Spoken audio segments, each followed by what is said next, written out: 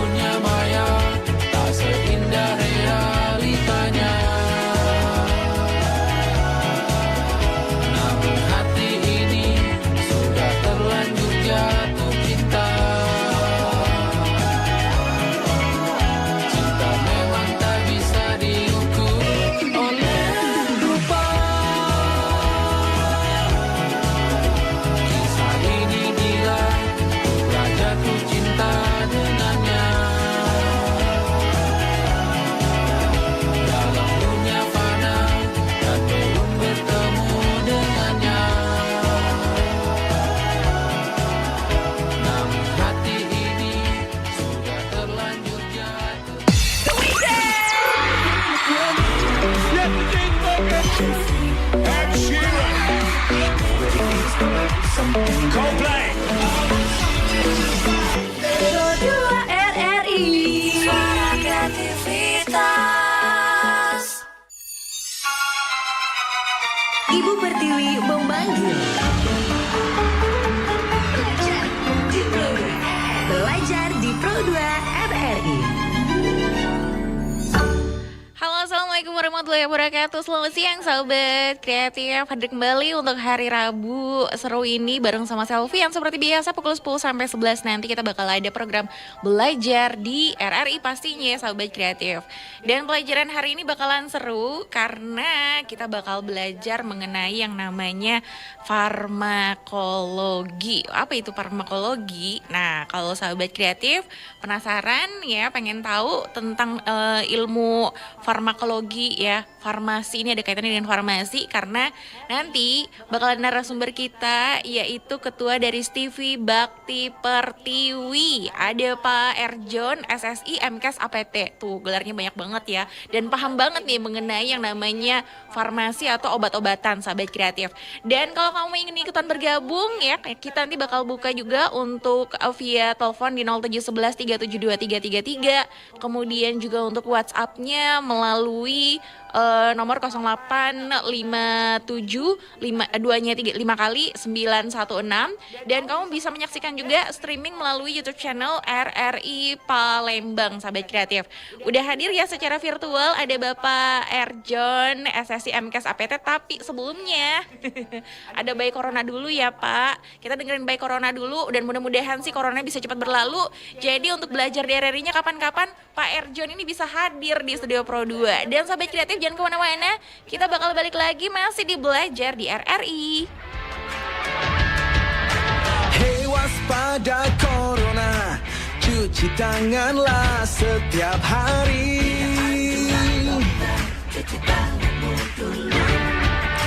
Jaga selalu jarakmu ketika kita berinteraksi.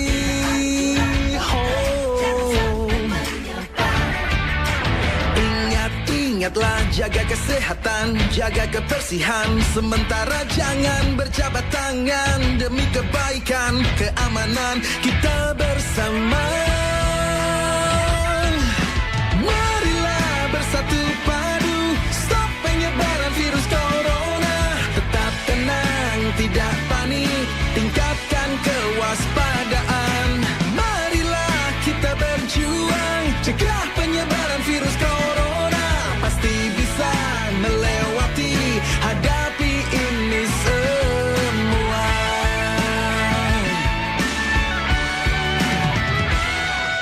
Jangan kau sebar berita hoax yang tak jelas.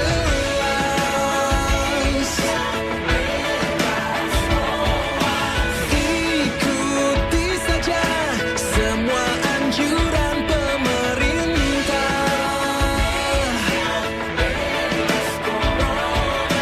Bekerja, belajar, dan beribadah di rumah.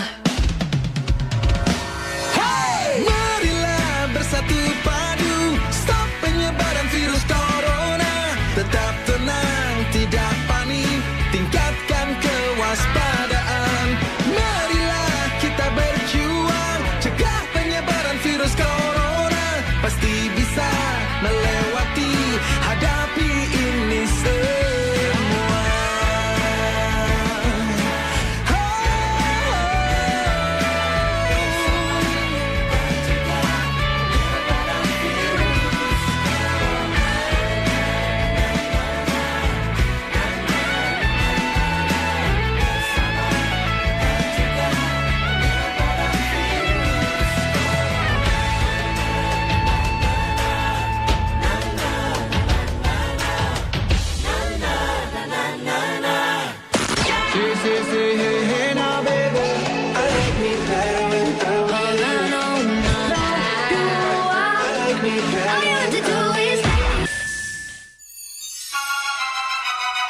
Ibu Pertiwi memanggil.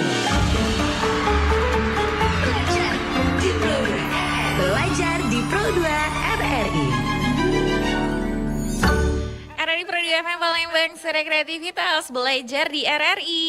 Hari ini bersama dengan Ketua Stevie Bakti Pertiwi, Sekolah Tinggi Ilmu Farmasi yang ada di Kota Palembang, sahabat kreatif. Stevie Bakti Pertiwi bersama dengan Ketua Stevie-nya ada Pak Erjon. Aku sapa langsung aja deh, nggak pakai lama-lama ya, sahabat kreatif. Halo, assalamualaikum, selamat siang Pak. Mbak, selamat siang. Mbak Oke, Sofian ya.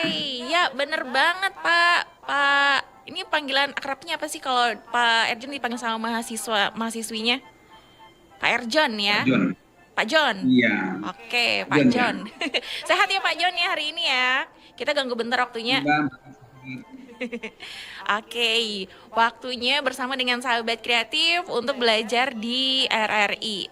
Nah, kita kali ini bakal mempelajari tentang farmakologi dengan topiknya adalah apa itu farmasi. Jadi mungkin ini bisa dibilang ilmu dasarnya kali ya Pak ya. Awal-awalnya kita mengenal farmasi untuk semester 1 kayaknya nih Pak. Mungkin agak di levelnya agak kebalik tuh Mbak. Harusnya kan farmasi itu adalah baginya adalah farmakologi itu. Kalau di Farmakologi. levelnya agak Oke, ya jadi kebalik kebalik, ya. jadi farmasi gitu. Jadi agak kebalik kayak. Oke, jadi kita akan belajar tentang farmakologi gitu ya. Mungkin di atasnya adalah farmasi, di bawahnya ada farmakologi gitu Mbak. Oke. Nah, nanti kalau sahabat kreatif mau ikutan bertanya, boleh ya kalau ada yang mau ikut bertanya juga ya mengenai apa yang nanti akan disampaikan oleh Pak John. Ini terkait dengan topik kita di materi kali ini dalam belajar di RRI, bisa bergabung nanti melalui telepon di 0711 372 333 atau juga bisa WhatsApp aja melalui 0857 2-nya 5 kali 916 dan streaming YouTube kita di RRI Palembang udah terlihat di sana ada Pak John. Nanti bareng sama siswa dan mahasiswinya juga ya kalau ingin bertanya. Oke deh kalau gitu Pak John, daripada ya aku panjang lebar di sini mendingan langsung aja kita bakal dengerin materi yang akan disampaikan oleh Pak John. Silakan. Terima kasih Mbak Sekian ya. Tadi ada tentang farmakologi ya. Jadi farmakologi itu adalah bagian dari farmasi. Ya. Farmasi itu adalah tentang obat. Ya. Jadi kalau farmakologi itu adalah ilmu yang membahas bagaimana obat itu bisa berefek. Itu Mbak. Jadi bagaimana obat itu bisa berefek. Kalau kita lihat itu agak panjang prosesnya gitu ya. Ada namanya farmakokinetika, ada namanya farmakodinamika misalnya. Kalau kita makan obat misalnya, kita makan obat peroral ya, masuk di lambung itu nanti ada prosesnya namanya adalah absorpsi di lambung namanya. Dari diabsorpsi nanti obat masuk ke dalam darah ya. Dalam darah itu nanti obat akan keluar juga ke jaringan, ke organ target namanya. Atau tempat dia bekerja ya, itu namanya adalah reseptor namanya Mbak. Baru ada interaksi obat dengan reseptor baru dia ada berefek. Kalau tidak ada interaksinya, tidak ada efeknya. Jadi artinya dari dia absorpsi di tempat diberikan, bisa di lambung, ya, di saluran cerna misalnya. Kalau kita berikan misalnya di injeksi, mungkin di jaringan bah kulit atau jaringan otot misalnya, itu masuknya pasti dalam darah, ke jalur sistemik namanya. Ya, dari darah itu keluar dulu dia ya. Ke jaringan, ke organ target.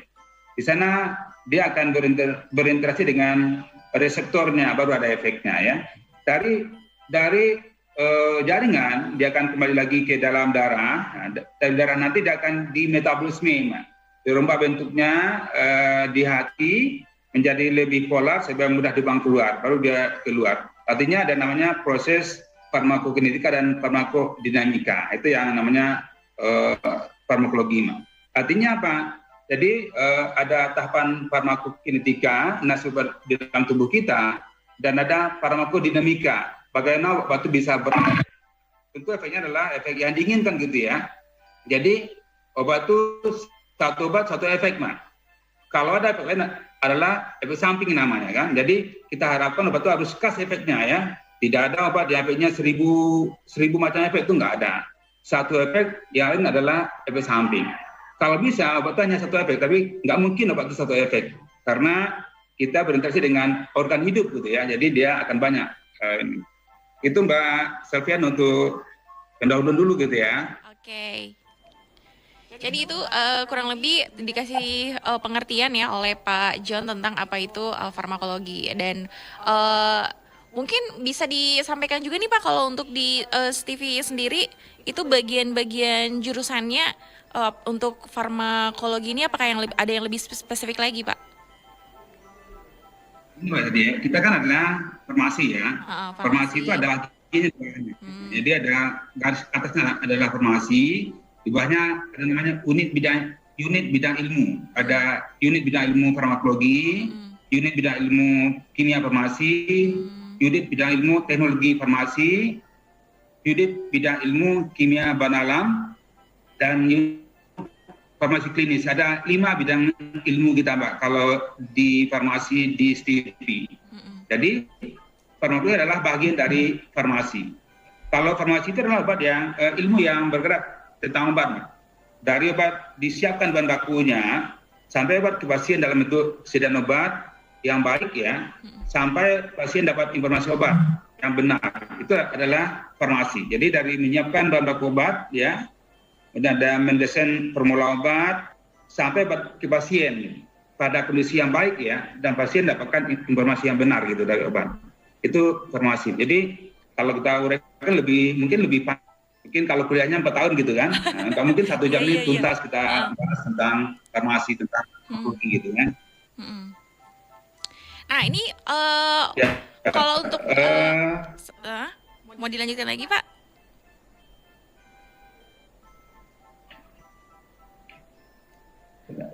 Oke, jadi farmakologi sahabat kreatif ya, ini ilmu tentang bagaimana kita penggunaan obat, kemudian diagnosanya, pencegahan dan penyembuhan penyakitnya. Dan kalau untuk farmakologi ini sendiri, Pak John, itu sebenarnya apa sih yang perlu kita pahami ya dalam mempelajari farmakologi? Untuk dasar-dasar yang perlu dipahami dulu deh untuk mahasiswa, apalagi kalau misalnya dia masuk baru mungkin pertama kali ini jadi mahasiswa.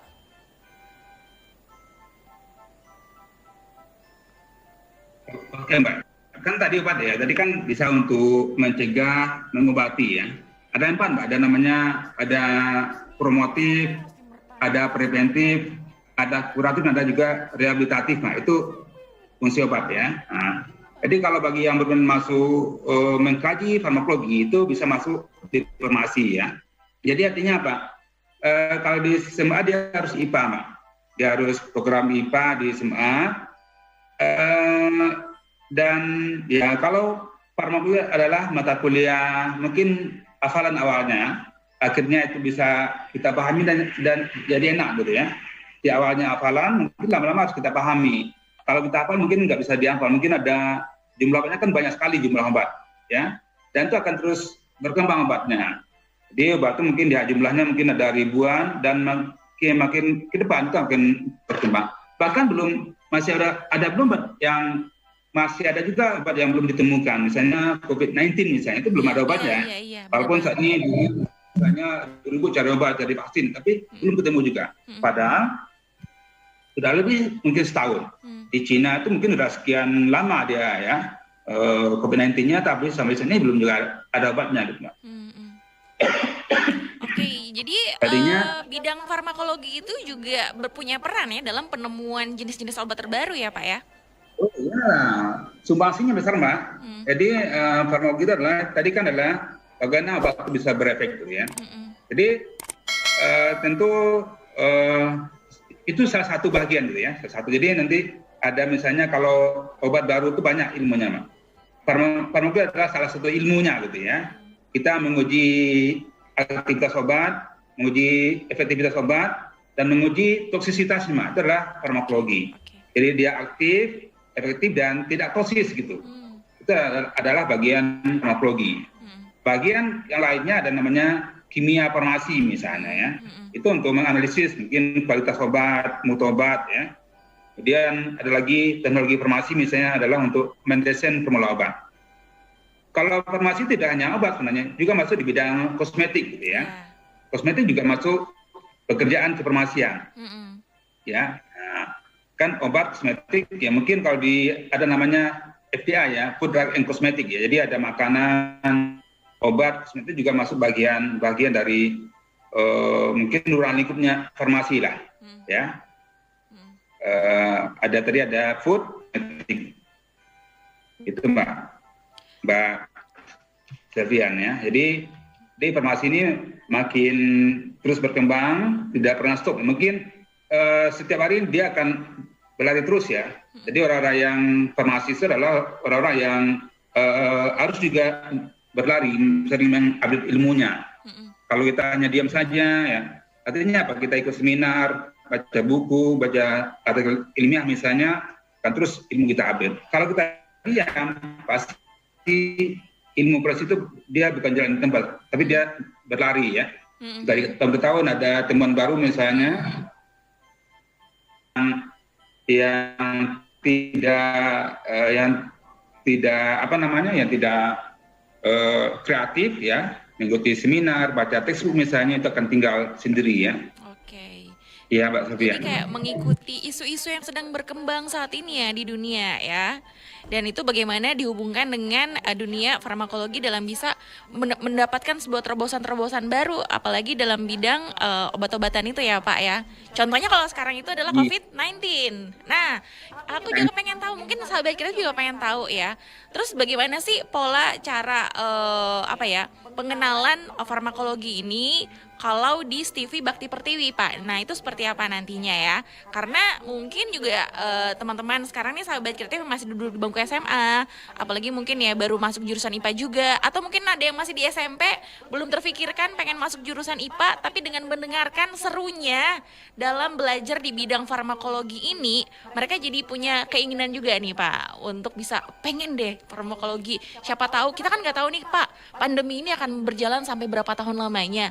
Mungkin ya mereka-mereka ini diantaranya juga, atau mungkin salah satu mahasiswa Pak John juga yang akan menjadi seorang penemu vaksin mungkin atau obat dari COVID-19 Pak. Nah gimana nih Pak serunya penerapan atau juga cara pengajaran farmakologi di Stevie Bakti Pertiwi Pak? Mas Alfian ya, kita di farmasi ya, khususnya di strategi farmasi Bakti Pertiwi itu ada mata kuliah teori dan kuliah praktik gitu ya. Jadi banyak ilmu lain yang penunjang untuk penemuan obat baru ya. Tadi satunya adalah farmakologi. Jadi farmakologi ini adalah mata kuliah mata kuliah wajib ya. Kalau kita lihat mungkin ada 3 semester mata kuliah farmakologi. Ada dasar 1, 2, dan ada juga nanti adalah farmakoterapi. Ya, farmakoterapi itu kita ada 4 kali. Jadi bedanya adalah kalau farmakoterapi itu adalah bagaimana obat digunakan pada pasien, gitu ya. Jadi drug oriented, bukan pasien oriented, gitu. Jadi berorientasi pada pasien. Jadi kita tidak sembuhnya, ya, tapi adalah bagaimana obat itu aman pada pasien. Jadi dia menyembuhkan dan tidak ada efek samping yang berbahaya pada pasien. Itu namanya adalah pasien oriented. Jadi kita dari semester 3 itu sudah dibekali dengan ilmu farmakologi ya untuk D1-nya, dan D3 itu sudah dari semester 2 malahan. Sudah dibekali dengan ilmu farmakologi. Jadi bagi anak-anak yang masih di SMA misalnya, atau bagi orang tua yang masih anaknya di SMA ya. Jadi farmasi itu adalah ilmu yang terus berkembang. Jadi kalau kita peluang kerja cukup besar juga, Mbak. Jadi tadi kan tidak hanya ya, juga masuk kosmetik misalnya, ya. Masuk misalnya obat tradisional misalnya, masuk makanan minuman. Itu adalah ruang lingkupnya farmasi bukan di negeri ya, di swasta lah ya, yang itu adalah ruang lingkupnya. Bagaimana misalnya, Pak mungkin tiap hari menggunakan, ya Mbak, ya, jadi obat terus berkembang. Kosmetik ada inovasinya, ya. Obat tradisional itu terus berkembang juga karena kita adalah negara tropis yang kaya dengan tumbuhan, dan itu akan terus diinovasi atau diteliti, dikembang terus menjadi obat, ya, obat-obat herbal lah, gitu Mak. Jadi artinya farmasi itu akan berkembang ya. Tentang obat itu adalah bagaimana dia bekerja, itu tentu adalah ilmu farmakologi ya, itu yang harus. Jadi tadi tidak hanya ilmu itu yang didapatkan. Jadi tadi ada 5 unit tadi ya. Farmakologi, kimia farmasi, teknologi farmasi, klinis, dan juga adalah biologi farmasi tadi. Itu yang akan. Jadi bagi yang anak yang masih di SMA, bagi orang tua itu bisa berpikir ulang ya. Pilihlah yang mungkin program studi yang kedepannya itu dunia kerjanya masih banyak, atau kita bisa banyak berbuat dari ilmu yang kita miliki kalau kita kuliah di farmasi. Oke. Ya Mbak. Itu makanya sebabnya kalau mau masuk di jurusan farmasi itu harus IPA, karena dia akan mempelajari yang namanya tentang kimia ya Pak ya. Dan ini juga masih bakal ketemu untuk farmakologi sendiri, kita mempelajari farmakologi masih bertemu dengan rumus-rumus kimia juga nggak sih Pak? Iya, kan obat itu adalah senyawa kimia. Nah, kalau misalnya dia punya mungkin senyawa kimia yang komplit lah ya, ya rumus bangunnya komplit. Bukan kayak kalau air kan H2O gitu ya. Itu kalau obat itu bukan itu, jadi dia komplit gitu ya. Dia rumus bangunnya komplit dan kita bisa tahu ya kalau di rumus kimianya kira-kira apa sih efeknya gitu. Namanya adalah hubungan struktur dengan aktivitas. Biasa kita belajar di kimia medisinal ya. Kimia medis itu adalah kita bisa antara hubungan struktur obat dengan aktivitasnya apa.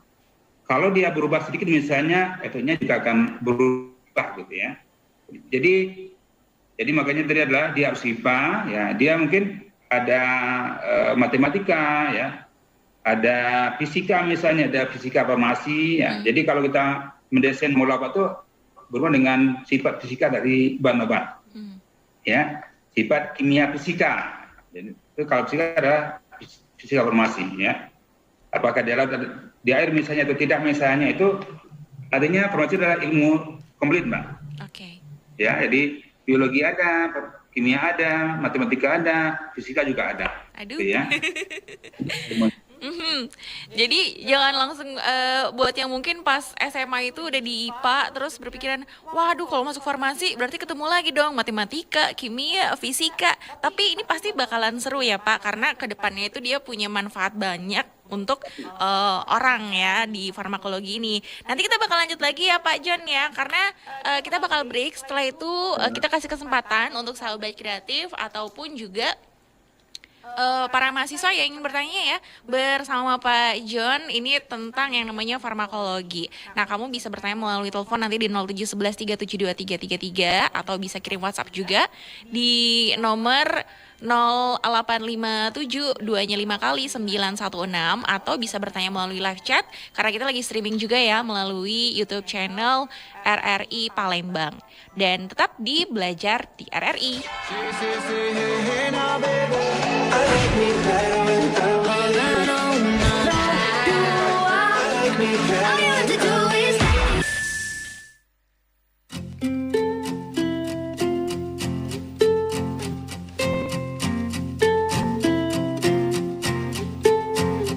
Aku mengerti perjalanan hidup yang kini kau lalui.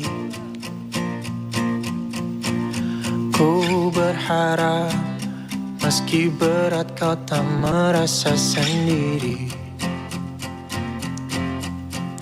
Kau telah berjuang menaklukkan hari-harimu yang tak mudah. Biar ku menemanimu membasuh lelahmu. Izinkan ku lukis senja, mengukir namamu di sana, mendengar kamu bercerita, menangis tertawa. Biar ku lukis malam, bawa kamu bintang-bintang, untuk temanimu yang terluka, hingga kau bahagia. Aku di sini, walau letih coba lagi jangan berhenti.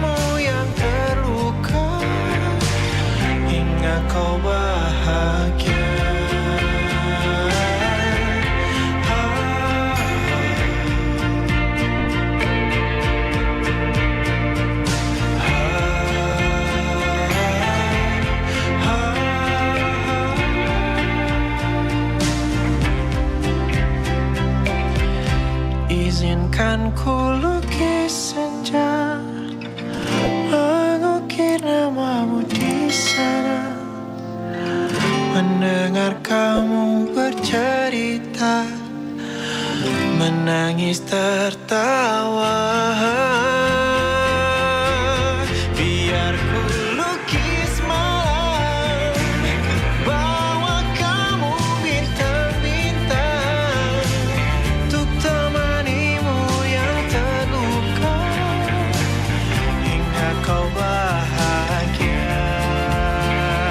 Untuk temanimu yang terluka, hingga kau bahagia.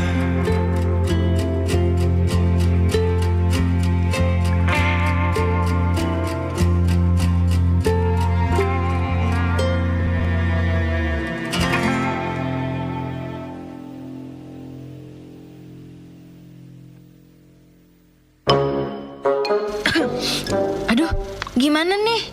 Kenapa sih? Aduh, kayaknya aku kena virus deh. Virus? Virus apa sih? Virus bucin? Tuh kan, aku bersihin. Aku juga kayaknya demam deh. Kayak aku beneran deh kena virus deh. Yang lagi viral itu. Demam? Ih, ini sih nggak panas kali. Emang kamu tahu dari mana kalau kamu kena virus? Aku tuh kemarin baca di medsos. Jangan-jangan beneran deh, aku kena virus itu deh. Itu sih namanya self-diagnosis, alias suka mendiagnosis diri sendiri. Medsos kok dipercaya. Kalau udah ke dokter, baru valid. Tapi ini gejalanya mirip. Mirip sih mirip. Udah dah, ke dokter aja yuk. Dokter? Enggak, takut disuntik. Udah, sini ikut aja ke dokter. Ingat ya, kalau gejala sakit apapun, jangan sampai self-diagnosis. Wajib ke dokter. Wait a minute. Kill this.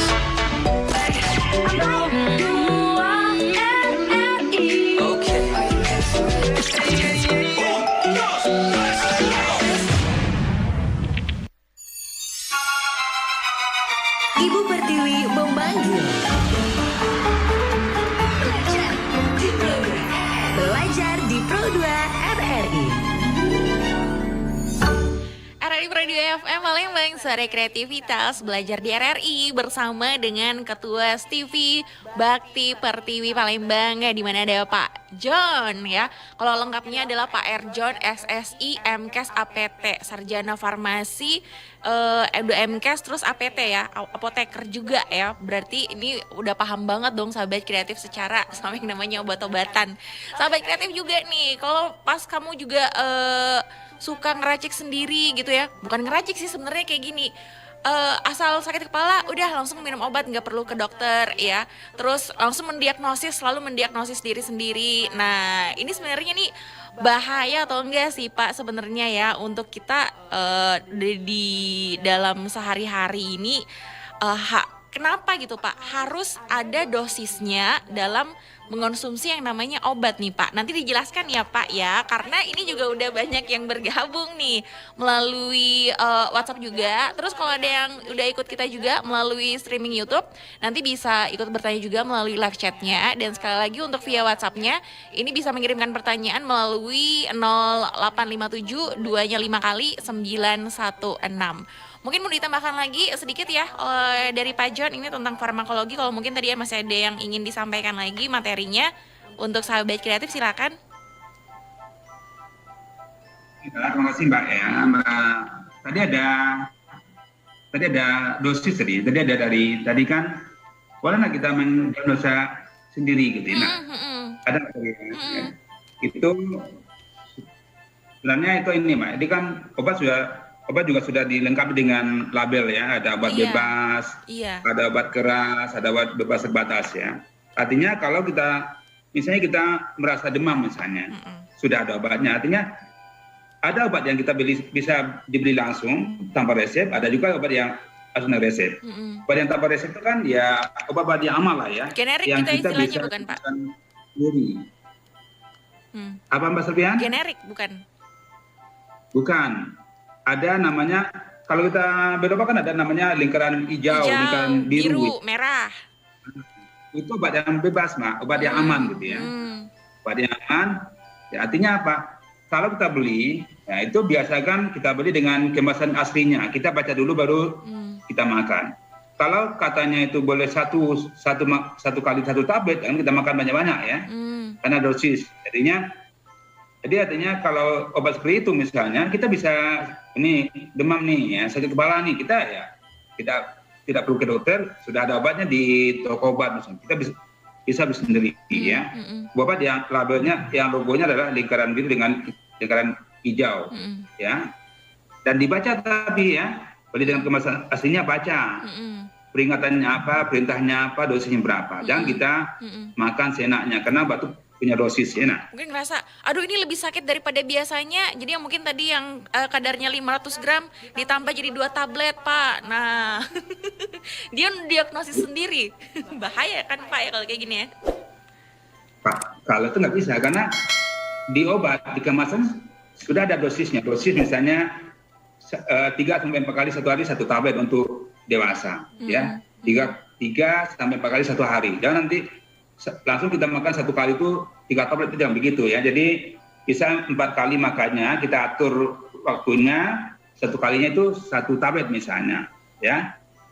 Jadi gitu. Jadi jangan kita misalnya ini sakit nih kepalanya, makan 1 ya. Besok lagi tapi lebih parah makan 2 tuh. Boleh akan keracunan kita ya, keracunan. Obat itu punya dosis ya. Dan itu semuanya sudah dipelajari juga ya, dihitung, ditentukan ketika kita mempelajari ilmu farmakologi ya Pak ya? Sudah pasti lah itu.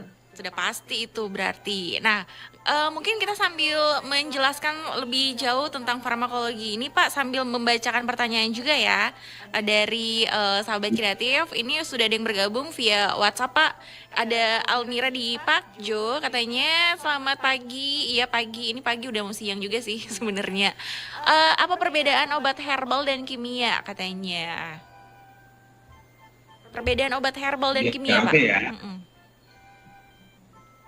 Herbal itu ada kan dari bahan alam ya, dari tumbuhan umumnya. Ya. Obat kimia itu adalah obat yang berbahan kimia. Mbak. Kalau kita lihat jumlahnya ini mungkin obat herbal itu mungkin ya 5% ada jumlah obat yang ada di Indonesia ya, atau 5-10%.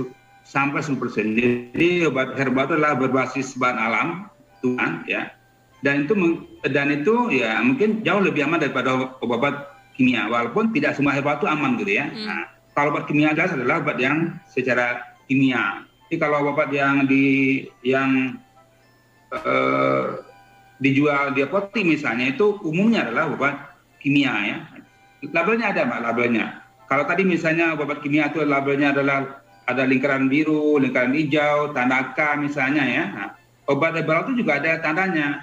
Ada namanya jamu, ada fitofarmaka, dan ada gitu ya, namanya herbal terstandar ya. Jadi umumnya obat herbal itu adalah sifatnya mungkin promotif dan preventif lah sifatnya, yang lebih besar ya. Dia ada meningkatkan dan juga mencegah. Tapi kalau dia sudah kanker nih, kanker misalnya sudah stadium 2 atau 3 ya, nggak memang lah kalau dikasih herbal ya. Tapi promotif dan preventif, meningkatkan kualitas kesehatan dan mencegah ya sebelum timbul. Nah itu yang herbal. Kalau misalnya yang bisa semuanya ya, bisa mengobati juga bisa, mencegah juga bisa, tapi itu tentu efek samping jauh lebih besar daripada obat herbal. Itu Mbak yang bedanya herbal dengan obat kimia. Herbal pasti dari bahan alam ya, misalnya jamu sidomuncul misalnya ya, jamu apalagi jamu hari mancur misalnya, itu semuanya herbal. Iya. Kan? Kalau misalnya kalau obat kimia itu ya kayak ada industri obat ya, dari Indofarma ya, dari Farma misalnya, ya itu adalah obat kimia umumnya. Jadi itu dia perbedaannya ya, obat herbal dan juga obat kimia. Ini mungkin juga karena lagi rame-rame juga nih ya Pak, kalau kita lihat di pemberitaan di YouTube tentang bagaimana ada seorang yang mengaku menemukan obat herbal ya COVID-19. Nah mungkin ini juga yang ditanyakan oleh si Almira ya di Pak Jo. Jadi itu dia mudah-mudahan udah paham ya perbedaan obat herbal dan juga obat kimia. Nah kemudian selanjutnya lagi nih ada yang bertanya, nah kenapa nih Pak bisa timbul yang namanya efek samping obat Pak? Iya efek samping, kenapa sih suka ada efek samping gitu? Padahal kan obat itu udah juga ya, dihitung, tadi kan padahal kan udah dihitung dosisnya seperti itu, tapi kok bisa ada efek samping ya Pak? ya itu pada umumnya Pak, pada umumnya obat itu pasti punya efek samping ya. Mm-mm. Kan obat yang baik itu adalah efek sampingnya kecil ya. Mungkin tidak ada obat yang tidak punya efek samping. Efek samping itu adalah kan harusnya tadi kita berpikir tentang reseptor ya. Jadi ada interaksi lain ya. Ada interaksi lain yang timbul ya. Bukan dengan interaksi tempat yang utamanya. Jadi dia harusnya berinteraksi di bagian A misalnya, itu efek utama, dan dia juga bisa berinteraksi pada bagian B. Bagian B itu akan timbul efek sampingnya. Bagusnya adalah ya. Jadi ada efek utama, ada efek samping, ada efek tosis biasanya. Kalau tosis itu adalah pada dosis yang berlebih itu akan timbul efek tosis. Kalau efek samping itu sudah lazim Mbak, nggak bisa dihilangkan dari obat. Cuma besar kecilnya gitu ya. Ada yang besar, ada yang kecil. Orang farmasi berusaha terus untuk menurunkan efek samping. Makanya ada inovasi obat ya. Yang dulu misalnya kalau kita makan obat alergi ngantuk berat ya. Sekarang ada obat anti alergi yang kantuknya ringan cuma. Ya kan? Apa adalah kantuk itu adalah efek samping obat. Obat alergi rasa kantuknya ada, kantuk adalah efek samping. Jadi bagaimana orang menurunkan efek samping ya. Maka ada inovasinya adalah generasi kedua misalnya ya. Sehingga dia alerginya hilang tapi kantuknya tidak bisa dihindari, dikurangi. Jadi gitu Mbak. Jadi itu pasti ada interaksi lain ya. Oke. Ada berinteraksi dengan tempat lain di bagian di dalam kita. Karena mungkin yang namanya organ-organ tubuh kita itu akan selalu berhubungan ya Pak ya. Jadi tetap dia bakal terkena juga ya kalau ada efeknya juga ya kepada organ tubuh yang lain ya Pak ketika kita mengonsumsi obat ya. Dan itu tapi selama kita mengonsumsi dengan aman ya nggak apa-apa ya. Tapi memang perlu diperhatikan ya Pak ketika kita mengonsumsi obat itu memang betul-betul harus dibaca yang namanya efek samping itu ya Pak. Contohnya kayak misalnya nanti menyebabkan kantuk, menyebabkan misalnya ada diare gitu. Kemudian ada lagi yang katanya nanti pengaruhnya ke fungsi hati dan lain sebagainya tuh Pak. Ada Mbak, jadi cerita obat itu pasti ada. Makanya obat itu kita anjurkan untuk beli dengan kemasan aslinya ya. Di kemasan itu ada komposisinya, ada dosisnya, ada gunanya apa, ada efek sampingnya, dan ada juga kontraindikasinya. Ya. Jadi ada indikasinya dan ada juga kontraindikasinya. Misalnya gini, kalau misalnya tidak boleh digunakan pada orang yang gangguan ginjal, artinya adalah obat ini nggak boleh pada orang yang gangguan ginjal atau disfungsi ginjal, atau tidak boleh pada ibu hamil. Itu namanya kontraindikasi. Kalau efek samping pasti ada, ini kantuk ya. Kalau ngantuk misalnya kalau kita pengen bawa mobil ya jangan makan obat itu, gitu ya. Pasti nanti bawa mobilnya susah gitu. Malah jadi berbahaya ya kan? Jadi ya. artinya belilah dengan kemasan aslinya dan baca petunjuk penggunaan obat itu. Baik. Jadi ini jadi pelajaran buat kita juga. Jadi ketika mengonsumsi atau akan mengonsumsi obat, penting sekali untuk memperhatikan yang namanya efek samping. Jadi jangan cuma dibeli aja, mungkin gara-gara ngelihat mereknya atau orang lain menggunakan, kita juga ikut-ikutan membeli, tapi nggak memperhatikan efek sampingnya itu ya Pak ya. Jadi itu dia pertanyaan dari Rina tadi. Kita lanjut lagi Pak. Ini ada yang bertanya, aku pengen pindah ke YouTube dulu. Ada Ari yang bertanya melalui YouTube. Katanya bagaimana nih Pak peluang kerja di dunia farmasi? Kemudian apa beda obat paten dan obat generik? Ini melalui YouTube nih Pak. Jadi farmasi lah, mungkin kalau farmasi ini masuk ya, sekarang masuk yang ini lah. Kalau kita lihat di SNPTN ya, SNPTN atau SPM misalnya masuk prodi yang juga paling favorit lah. Iya. Kita lihat misalnya kalau ada passing grade ya, passing grade. Sekarang UTBK misalnya, farmasi masuk level atas ya. 1, 2 di atas lah, yang paling. Jadi nomor 1 atau nomor 2 farmasi ya. Kenapa? Karena peluang kerjanya besar gitu ya. Jadi bisa di sektor jadi PNS misalnya ya, PNS di BUMN atau di swasta misalnya, karena farmasi terus berkembang ya, tidak akan pernah berhenti. Selagi orang masih ada itu pasti farmasi itu terus akan terus berkembang ya, berinovasi terus. Saat ini misalnya ada penyakit yang belum ada obatnya, artinya apa? Tanggung jawabnya farmasi untuk mencari obat baru gitu ya. Jadi misalnya tadi ada juga kosmetik misalnya, kosmetik makin lama makin berkembang ya. Mungkin Mbak Sven misalnya pasti itu dari ke tahun ada saja kosmetik barunya misalnya. Itu adalah inovasinya farmasi ya. Jadi orang pengen dan ke depan misalnya ya, obat itu juga akan jadi kebutuhan primer. Nah, kami misalnya kosmetik kalau kosmetik mungkin sudah ya bagi orang-orang yang ini ya, bagi orang yang berduit itu ya primer jadinya. Jadi farmasi itu peluang kerjanya dimanapun misalnya.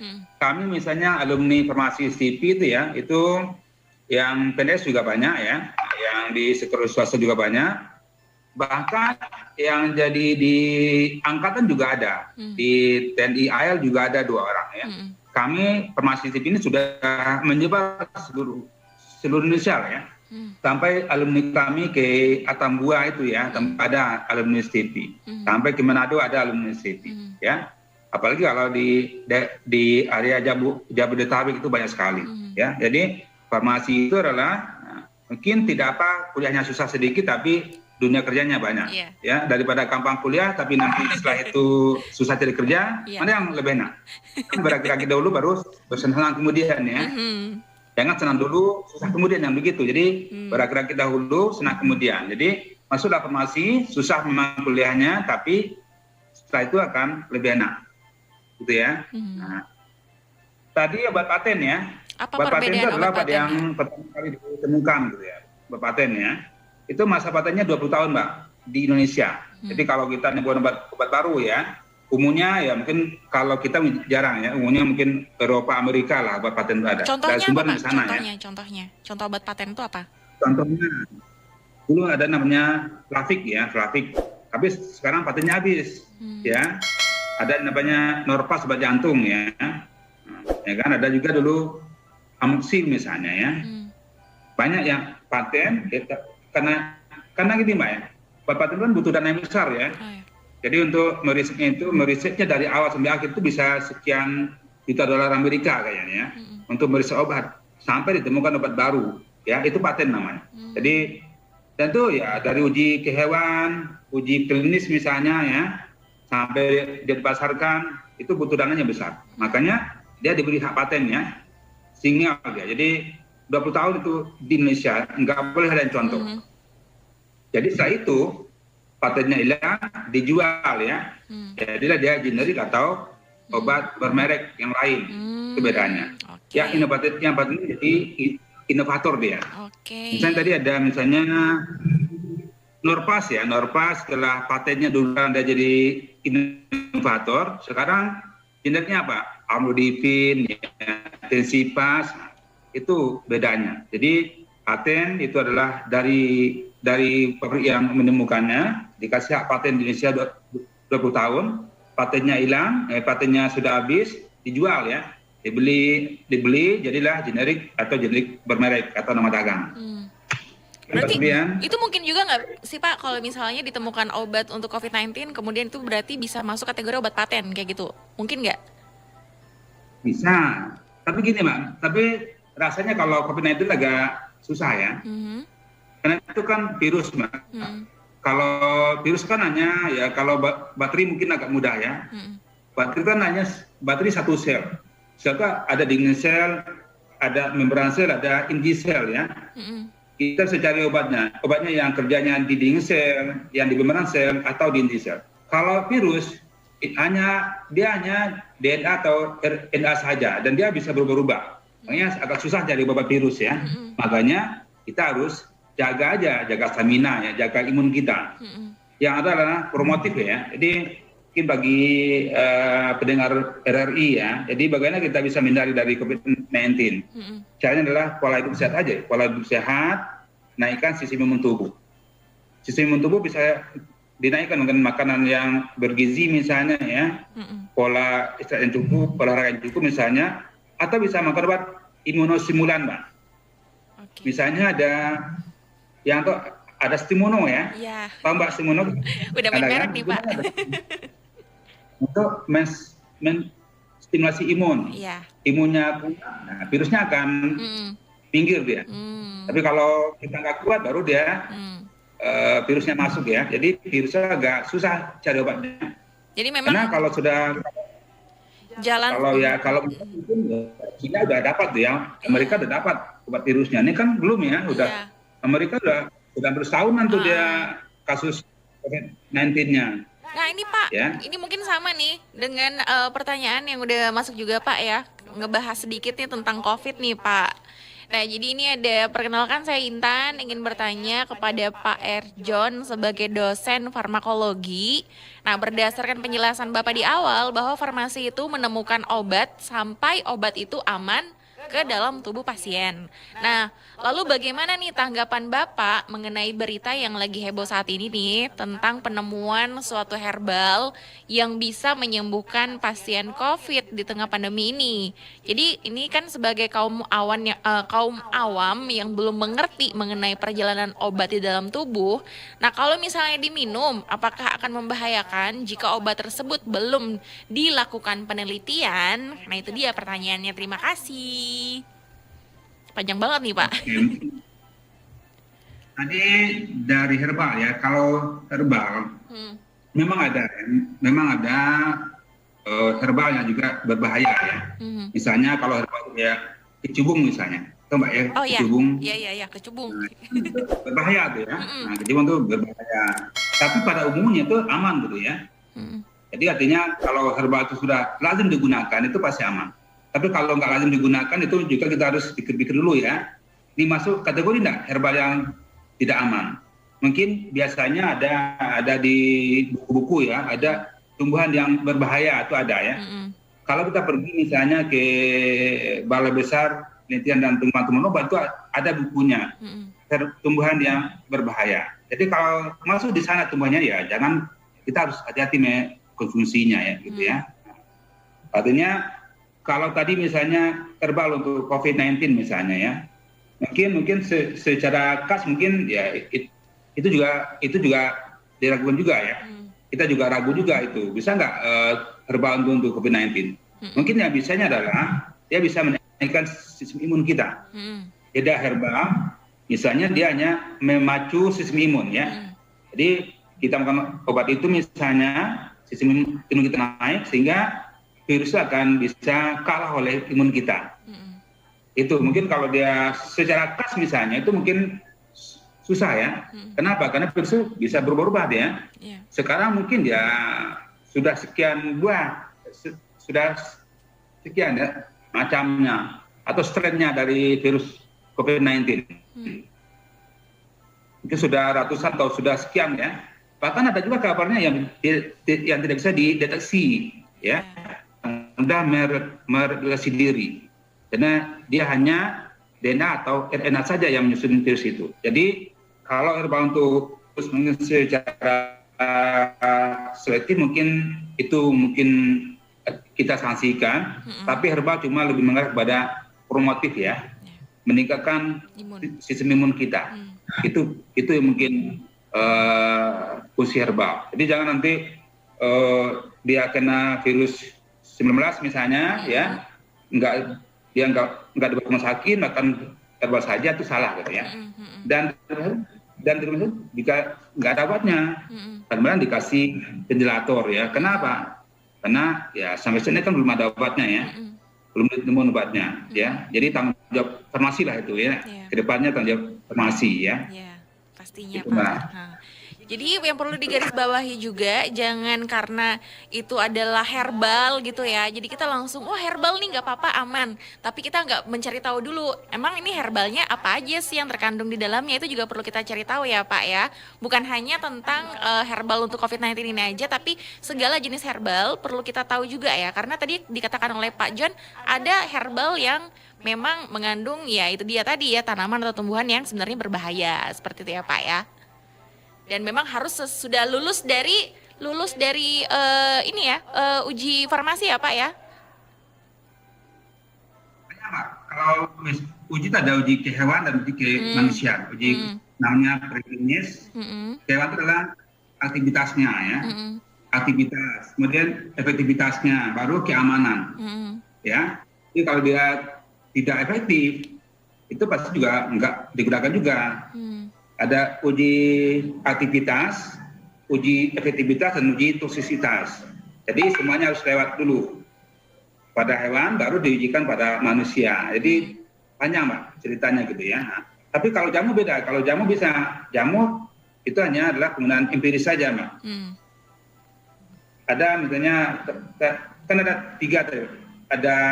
Ada jamu, ada herbal tersandar, ada fitofarmaka.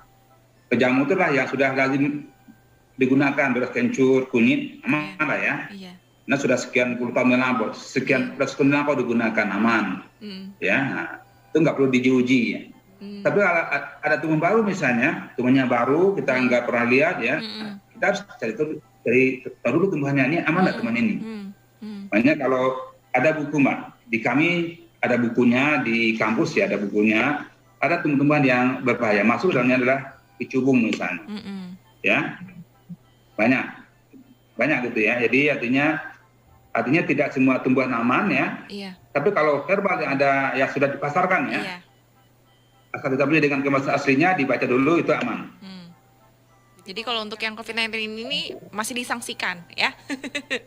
Tunggu dulu ya, tunggu dulu. Yang penting kita menaikkan imun tubuh kita aja dulu gitu ya Pak ya. Ini ada satu pertanyaan terakhir Pak sebelum kita tutup untuk pelajaran kita hari ini karena udah hampir di pukul 11. Nah ini ada Sari di Palembang katanya, Assalamualaikum Pak Erjon. Salam hormat Pak, ini pertanyaannya, kenapa bentuk obat itu macam-macam? Ada tablet, sirup, injeksi, salep, dan lain-lain. Nah saya juga nggak pikiran nih Pak, kok macam-macam ya Pak? Kalau salep mungkin iya ya, nggak mungkin kita dimakan gitu ya, kalau salep gitu ya, hanya diolesin. Tapi kok ada tablet, terus ada ini juga Pak, satu lagi kapsul. Nah kapsul, terus ada juga yang kayak puyer. Nah itu tuh macam-macamnya Pak. Kenapa seperti itu? Ya, oke Mbak ya. Tadi kalau dari bentuk ya mungkin ada tablet, ada sirup ya. Tentu adalah penggunaannya ya. Kalau untuk anak-anak mungkin nggak bisa dikasih tablet ya, pasti dikasih sirup, ya kan? Jadi, penggunaan juga ya. Kenapa ada yang lain misalnya? Tentu kalau injeksi misalnya, ada sediaan ya yang hanya hanya dalam bentuk injeksi saja yang ada, nggak ada dalam bentuk lain. Kenapa? Karena ada stabilitasnya, Pak. Jadi kalau kita makan misalnya di lambung dia rusak, ya. Makanya nggak bisa dimakan dalam bentuk sediaan yang dimakan per oral itu, harus dibuat dalam bentuk injeksi. Jadi artinya apa? Di farmasi itu komplit ya. Jadi kita dengan stabilitas kimia fisika dari obat, dari stabilitas kimia dan fisika itu kita bisa rancang bentuknya. Ini bentuknya harusnya adalah ya tidak bisa tablet, harusnya injeksi saja. Jadi adalah tadi untuk penggunaannya, tujuannya untuk siapa saja, dan tentang stabilitasnya, Mbak. Misalnya insulin, Mbak ya, insulin. Iya. Berapa teman insulin? Insulin tahu Mbak, insulinnya? Biasanya untuk kalau di infus itu kan Pak, kalau insulin kan digunakannya berupa cairan Obat itu kan? Diabetes ya, diabetes Iya. itu tidak ada sirup, tidak ada tablet, hanya ada injeksi. Iya, injeksi. Kenapa? Karena dia stabilitas kimianya, Mbak, yang nggak stabil pada suasana di dalam lambung kita, makanya harus dibuat dalam bentuk injeksi saja misalnya ya. Vitamin misalnya itu ya mungkin tidak ada tablet, tidak ada sirup, yang ada hanya dalam bentuk injeksi atau krim yang digunakan di kulit.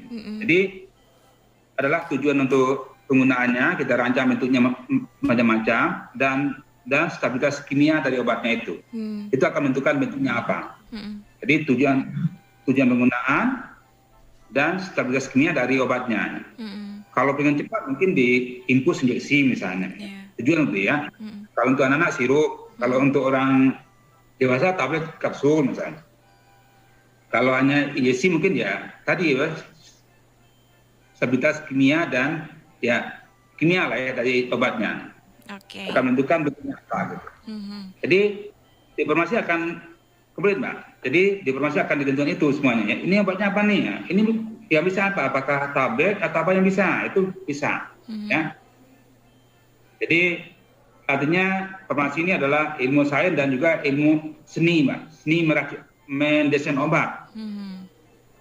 Ya, jadi ada ilmu sains, ilmu teknologi dan ilmu seni itu adalah di farmasi. Ya, sainsnya kita belajar tentang IPA, ya, matematika, fisika, biologi, kimia. Teknologi adalah mendesain formula obat dan seni adalah ya tadi seni meraciknya. Ini jadi apa nih? Ya. Gitu Mbak itu. Jadi sebenarnya itu seru banget ya Pak kalau kita belajar tentang farmakologi karena selama manusia hidup tetap kita akan ilmu farmakologi itu obat-obatan itu akan terus berkembang ya Pak mengikuti perkembangan perkembangan zaman ya akan terus berinovasi ya Pak ya. Nah baik kita udah pukul 11 ternyata Pak. Aduh saya udah kecolongan 2 menit. Mungkin terakhir penutup Pak kesimpulan dari pelajaran kita hari ini tentang farmakologi Pak. Oke, jadi kalau pengen farmasi ya, jadi tadi adalah ilmu yang berkembang ya, berguna untuk lain, berguna untuk diri sendiri. Jadi kalau pengen bergabung dengan kami silakan di Farmasi Bakti Pertiwi ya. Kami sudah terakreditasi S1B, D3B, dan tahun depan mudah-mudahan kami punya 3 Mbak promosinya. Ada S1, D3 dan profesi apoteker. Jadi saat ini baru 2, tahun depan mudah-mudahan ada 3. Ada S1 farmasi, D3 farmasi dan profesi apoteker. Jadi kalau kuliah susah, memang agak susah kuliahnya, tapi setelah itu akan lebih manis gitu ya. Dunia kerjanya banyak yang kita bisa lakukan.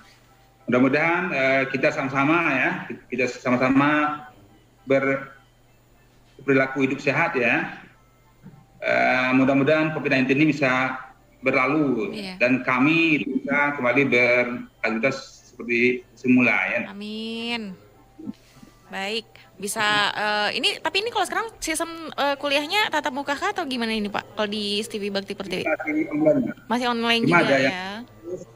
Nggak bisa online misalnya yang ada lagi riset di labor itu ya mau harus kita tapi kita menjaga jarak ya. Physical distancing dan protapnya jalan ya, pakai masker, ya suhu tubuh misalnya. Dan kami sampaikan bahwa perilaku individunya. Jadi kalau ada yang merasa ada gejala jangan datang ke kampus. Kalau ada yang merasa terpapar misalnya jangan datang ke kampus. Jadi itu yang kami sampaikan ke mahasiswa dan teman-teman yang lain. Jadi kondisi kita fit ya, tidak ada gejala, tidak ada terpapar, jaga kesehatan, ikuti protap COVID-19 dan mudah-mudahan dengan itu kita bisa aman ya. Amin Pak. Baik, mudah-mudahan ya ini pandemi ini bisa segera berlalu dan terima kasih Pak John untuk apa yang sudah diberikan ilmunya di bidang farmasi, di bidang farmakologi ini luar biasa ya.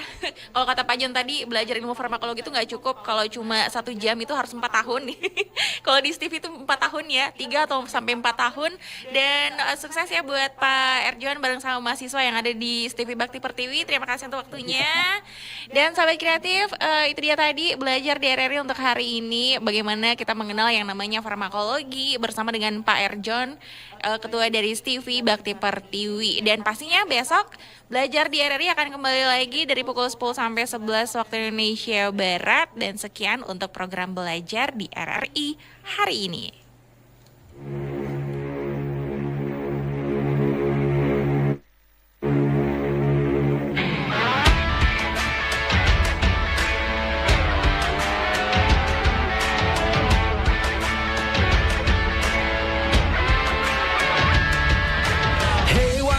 ada corona, cuci tanganlah setiap hari.